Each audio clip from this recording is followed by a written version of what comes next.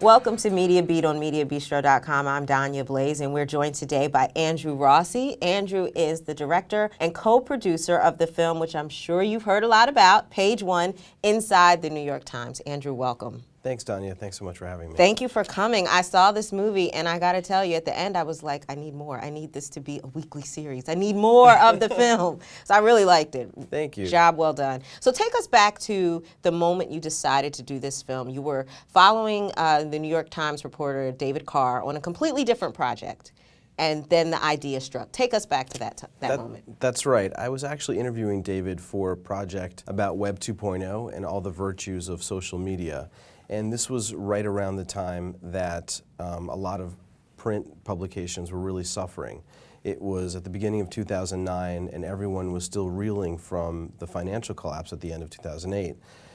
At that point, the conversation was really geared towards the fact that there may be some dead bodies on the side of the road on the way to the digital revolution. And in fact, the New York Times, it was speculated, could go out of business as soon as 5 months from that point. And so it was with that context that I went to interview David Carr. And in the midst of this conversation, David kept on cycling back to what legacy media's place could be. You know, it seemed to me that David was always an amazing character for a film because of his sense of humor and his very textured past. He suffered with drug addiction, and this light bulb just sort of went off in my head, and I thought, what about a story about you and about the media desk covering everything that's happening in the media landscape as a sort of play within a play, where all the little stories that come out in the paper tell us something about the media, and then the overarching narrative about what's happening to the Times is this sort of ultimate story.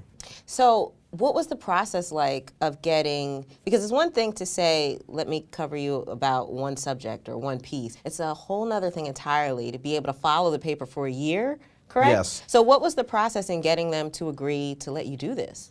Well, so at that moment, I asked David what he thought of the idea, and he said he thought it was great, but, you know, go talk to my bosses upstairs, assuming that, you know, he would never hear from me again on this topic because of how unlikely it would be. But, you know, I think the way that I approached the film is the reason why I think ultimately the Times decided to move forward. It's an observational documentary, meaning that I don't go in there with an agenda. It's not one that's heavily polemical. It's really about giving viewers an opportunity to go behind the scenes to the front line of where original reporting is being done.